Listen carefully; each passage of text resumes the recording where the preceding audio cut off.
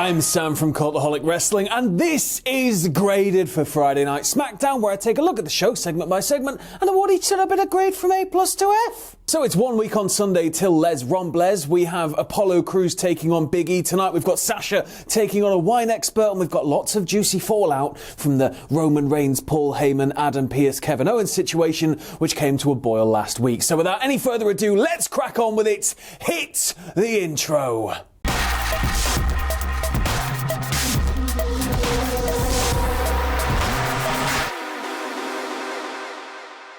So we kick things off with Roman Reigns and Paul Heyman coming to the ring, and Roman Reigns is not happy at all with Adam Pearce's actions last week. Roman starts going off about, missing work and how he never misses work. The only time he's had to miss work was recently because of his health during a pandemic. It's a very serious thing. That's the only reason he's had to really miss work. He calls Pearce a puss for lying to get out of the match, and then talks about how he is also in pain. He's got sore ankles, he's got sore elbows, he's got sore leg, and most of all, his back is just in so much pain from carrying the company all these years. They're then cut off by Pearce, who comes down and he's like, come on guys, you are taking it a bit too far here. It's getting a bit ridiculous. And Roman just calls Pearce Kevin Owens' bitch. Pearce then gets chewed out by Heyman for being disrespectful toward Roman. And then he says, you know what? I have it on good authority that in the state of Florida, a verbal agreement is legally binding. He then suggests that tonight, maybe to make good on that contract, in the main event slot, we have Adam Pearce versus Paul Heyman. And Adam Pearce accepts. Now, I'm going to give this one an A-. This match is 110% not going to happen. The show is so busy as it is already, but it's going to be interesting seeing where it goes. But what a promo, though. And, in terms of people who are wondering if WWE really are going to make good on this whole rumour that, they're trying to get their edge back a little bit, the language here was certainly a strong indicator. Pearce standing up to them was great, and honestly, I think he might be one of the most underrated people on weekly WWE television. Sami Zayn then comes out, chains himself to the barricade near the entrance, the bottleneck where the ring area meets the ramp, chains himself with some handcuffs to that, and he's got a sign that says #Justice for Sami. He declares that he's entering the Rumble, but he's very quickly cut off by Charlotte and Asuka making their entrance for the next match. So next up we've got the WWE Women's Tag Champions Asuka and Charlotte taking on the Riott Squad, who are accompanied once again by Billie Kay. So the tag champs start by just trying to grind Riott down, and Billie tries to distract Charlotte here a little bit, and there's a little bit of a breakdown in communication, and Charlotte then tries to grab Billie and drag her into the ring. This allows Liv to get a bit of a cheap shot in on the outside and rock Charlotte just a little bit. When we get back from a break, Charlotte is just dissecting Liv. Ruby gets in to try and even up the score a little bit, but Charlotte is still just kicking out at 1. And then Charlotte hits a fallaway slam, and things break down just a little bit because Ruby has Charlotte pinned. It looks like she could have had a pin for 3 seconds, but Billie tried to distract the referee before she could see the roll-up was happening. The referee turned around, missed the entire pin, and then very quickly Asuka hip attacks Liv, and you know where this is going. Yep, with Liv taken care of and Billie on the outside, not quite sure what's going on, Charlotte hits natural selection and picks up the 3. Now, if you've been watching the last couple of weeks, you'll know that I'm trying to grade the Billie segments as if they're build rather than their matches, which is, it's a whole thing in and of itself that I have to do that, and it's a shame because there are good matches happening and potentially good matches that are being ruined. But at the same time, I feel like we're going somewhere entertaining with this. This was, I think, how we should be doing Billie's interfering, so I'm going to give it a B-, an improvement over last week, but specifically because I'm treating it like build for Billie here. She looks less like, oh, aren't I being silly and don't understand the rules by running into the ring in the middle of a match and causing a huge distraction. This time, she looked more like, oh, I just picked the wrong window of opportunity. But in terms of the match itself, whenever the Riott Squad got to work, they looked great, but they just weren't going over the champs themselves this time. Charlotte was in top form. We then go backstage to Riott Squad, who are with Billie Kay, and Ruby Riott is miffed. She's very, very miffed. Billie says to make up for it, she's got them both entry into the Rumble, and she uses us. She keeps saying us as a 3, and then Ruby quite just flatly tells her there is no us before walking off. We then go to the ring for a Daniel Bryan promo, and out he comes all suited and booted looking fancy. He hypes the Rumble, he says it makes him feel alive, he says he wants to win it and all of this stuff, and he's cut off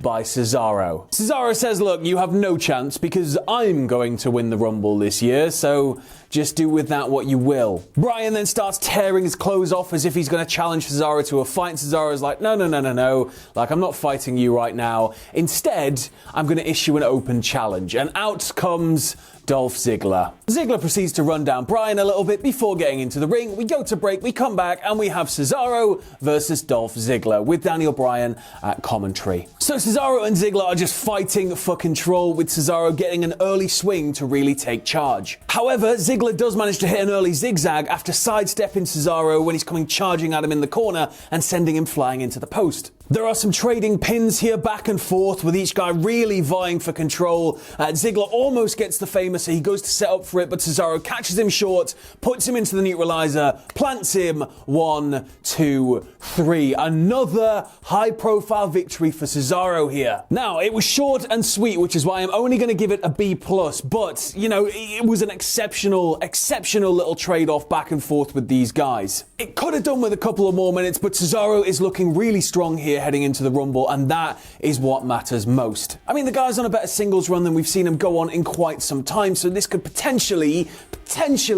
be huge. Next up, we have Sasha Banks versus Reginald, the sommelier. So if you don't remember, Sasha said last week that Carmella would get her shot at the title so long as she could take on old Reggie next week on SmackDown. And Reginald comes down with his suit jacket on, some jeans, a t-shirt, and he's with Carmella. He gets in the ring and he goes to give Sasha Banks a rose. And instead of taking the rose, because he just leans in with this just horrible smug look on his face, she slaps him into oblivion. She then takes him to the corner, goes for like a springboard arm drag, and Reggie just flips through and lands on his feet. And he's just evading her repeatedly. It even goes to the outside and she Irish whips him hard into the ring steps, and he just steps up, flips over, lands perfectly on his feet. Reggie, where have you been, mate? I know you've been in NXT, but come on. Sasha, however, finally manages to send him to the floor and connect with a Meteora, at which point she goes up to Carmella, who's on commentary, and just slaps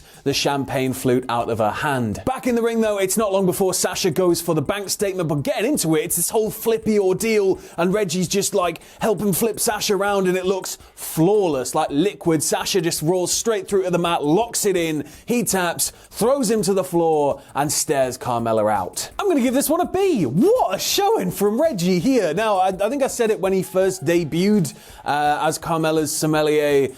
He is a former, well, he's in NXT, I believe, but he is a former member of the Cirque du Soleil cast, which explains why he's able to handle his body and maneuver in such insane ways. The man is not human. The man is some kind of just mega space alien that can just control gravity and do whatever the hell he wants. If you were going to watch any segment from SmackDown this week, just for pure entertainment purposes, watch this one. It is class. We then go to Roman Reigns and Paul Heyman backstage, and Roman is not a happy bunny, but oh god, what else is new, eh? So he's not happy with Heyman because Heyman challenged Pearce to a match, and Roman's like, did I tell you to do that? Did I tell you to challenge him to a match? Do you know what you've done now? You're gonna have to go out there and beat him. You're gonna have to go out there and wrestle him and beat him like a man and take care of it. Next up, we have Apollo Crews taking on Big E for his Intercontinental title. Crews explodes onto Big E, only to get dumped onto the apron where he's hit with an apron splash, but that doesn't stop him fighting straight back, just a series of boots onto Big E and a standing moonsault. He gets Uranagi'd though, thrown to the outside, but Big E unfortunately falls for the bait, follows him to the outside where Crews hits him with another moonsault, this time off the apron. Back in the ring, Big E is laid out. Crews is going up top to try and hit him with a massive drop kick, connects with it, but then the ring is stormed by Sami Zayn, who's uncuffed himself, and he attacks both men. Now, I'm only going to give this one a C because, oh, what a disappointing end to what was firing up to be such an incredible encounter. But, I mean, Jesus, this is like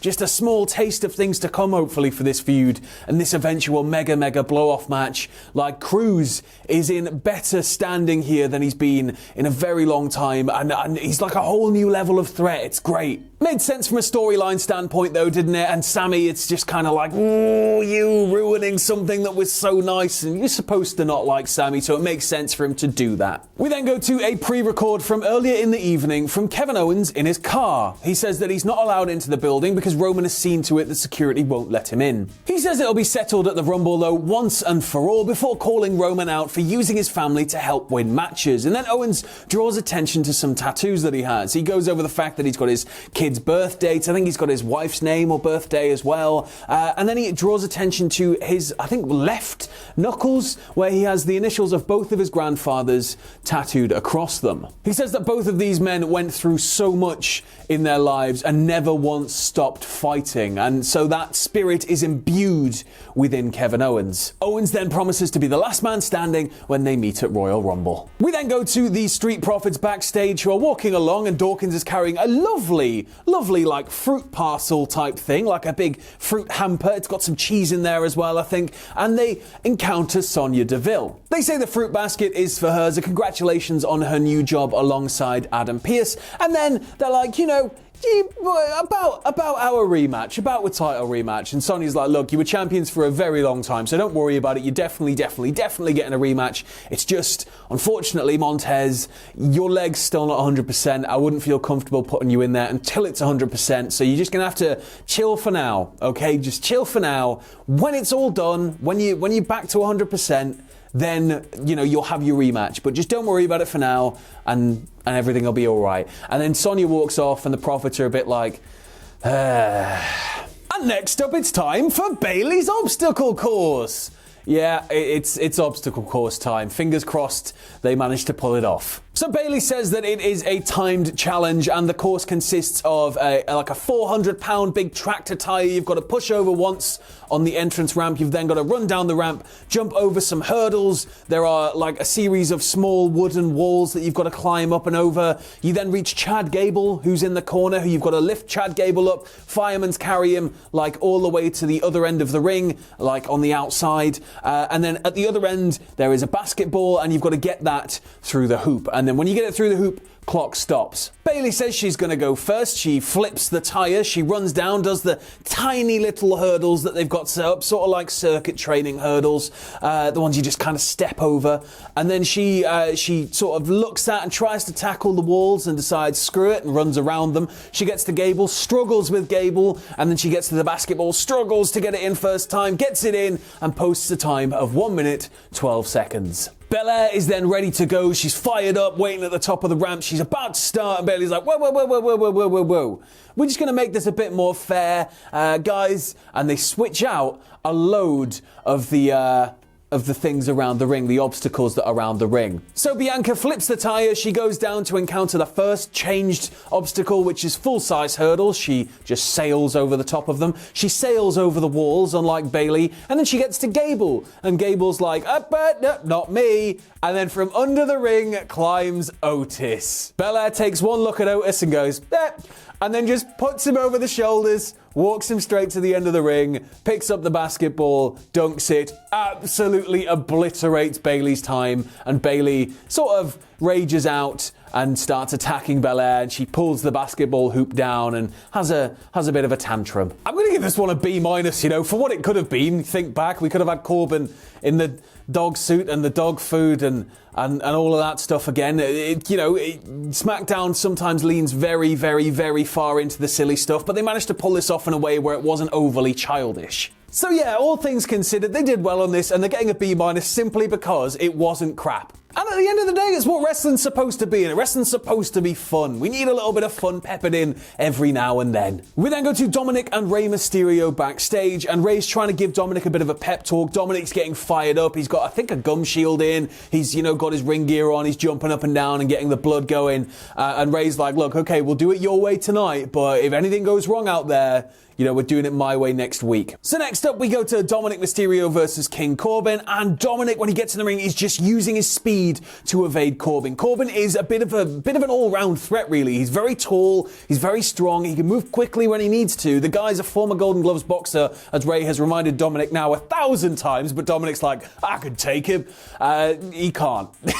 However, he does hit a nice takedown on Corbin and sends him to the floor, but when he goes to the outside, Corbin just clotheslines him, scrapes him up, and rolls him back into the ring. Not long after this, Dominik then almost has the 619, but Corbin catches him short. End of days, 1, 2, 3. Now this, I'm only going to give a C-, and it's no fault of anybody involved. Like, Corbin looked great here, Dominik looked a little foolish and a little cocky, but that's sort of where we're at with this character. He's finding his feet still as a singles performer, isn't he? He's still fairly fresh. It was exciting, both guys really brought the aggression and the pace. It was just so short, it was so bloody short. Definitely feels like this was more of a victim of the show having so much going on these days, rather than, you know, the guys just having a bit of a crap match, because it wasn't a crap match. And finally, it's time. Adam Pearce is already waiting in the ring with his little track jacket on and his dress pants. And out comes Paul Heyman, who is fully suited and booted still. Obviously, Heyman did not bring gear to the venue tonight expecting to wrestle. And he's taping up his fists, though. Heyman's getting ready for the match. So he's walking down the ramp, and then he gets to the ring steps and just trips, and he knocks his foot forward or his shin, and he's like, oh! And then he sort of crouches down and grabs a hold of it, and the referee's like, whoa, whoa, whoa, and Pearce starts shaking his head, and then Heyman's like, no, I'll be okay, and he helps himself back up using the barricade, goes to step up onto the steps again, trips, falls, this time he's rolled his ankle a little worse, and he's just lying there clutching it, and Pearce is not a happy bunny. Heyman then grabs a mic and hits Pearce with the card subject to change line that Pearce used to get out of the Rumble match last week, and then out comes Roman Reigns, who was supposed to not be in the venue. Apparently, before this match and after he got annoyed with Heyman, he took off, but here he is. So Roman just Superman punches Pearce and sends him to the floor, and then Roman goes to use the ring steps, but Pearce cuts him off and stops him from even picking them up. But then Roman grabs him and just hurls him over the barricade into the crowd where all of those screens are. Hurls him into a few of the screens, beats him down some more screens, beats him down some more, and then he's dragging him over towards, you know, the stage end of the arena. And we get to a point where we have a very familiar looking shot, the one from a few weeks ago. He sees the platform that they threw Kevin Owens off. So he lifts Pearce up, shoves him onto the platform as if he's going to climb up and throw him off, but then out of nowhere, from behind, Roman Reigns is attacked by somebody in a hood, who turns out to be, of course, it's been behind me the entire time, Kevin Owens. So Owens and Roman are going back and forth. Owens hits a stunner, throws him into the barricades, hits another stunner on the outside, and before everything is, you know, finished for the night, he picks up Roman, pop-up powerbombs him through the announce table, and Roman Reigns lies there, humiliated